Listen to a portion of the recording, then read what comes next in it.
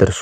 ለቻናላችንም አዲስ ሆናችሁ ቻናላችንን ሰብስክራይብ ማድረግ አይረሳ። የምናልፈው ወደ መረጃዎቹ ነው። በአሜሪካ ዶላር፣ በዩሮ፣ በፓውንድ እንዲሁም ደግሞ በሳውዲ ሪያል፣ በኩዌት ዲናር፣ በስዊስ ፍራንክ፣ በቻይና ዩዋን፣ በዩኤኢ ዲርሃም ስንት ተገዝቶ ስንት እየተሸጠ ይገኛል? የዛሬውን መረጃ ከኢትዮጵያ ንግድ ባንክ እንጀምራለን። መልካም ቆይታ። አንዱን የአሜሪካ ዶላር በኢትዮጵያ ንግድ ባንክ በ153 ከ82 ገዝተው በ156 ከ90 እየሸጡ ነው የሚገኙት። ፓውንድ ስተርሊንግን በ205 ከ29 ገዝተው በ209 ከ40 ይሸጣሉ።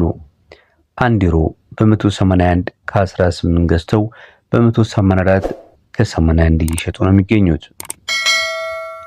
አንዱን የስዊስ ፍራንክስ ካላችሁኝ አንዱን የስዊስ ፍራንክ በ193 ከ45 ተገዝቶ በ197 ከ33 እየተሸጠ ይገኛል።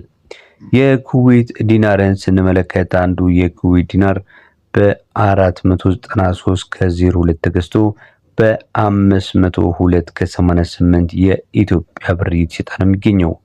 የቻይና ዩዋን ዛሬ በኢትዮጵያ ንግድ ባንክ መረጃ መሰረት በግንቦት 6 ላይ በ22 ብር ከ23 ተገዝቶ በ22 ብር ከ68 ይሸጣል። የዲራምን ምንዛሬ ስንመለከት በ41 ከ88 ተገዝቶ በ42 ከ72 የኢትዮጵያ ብር አንዱን የተባበሩት አረብ ኤምሬት ዲራምን በመሸጥ ላይ ይገኛሉ። የሳውዲውን ሪያል ስንመለከት በ40 ከ99 ተገዝቶ እየተሸጠ የሚገኘው ደግሞ በ41 ከ82 የኢትዮጵያ ብር ነው። እንዲሁም መልእክት አለው።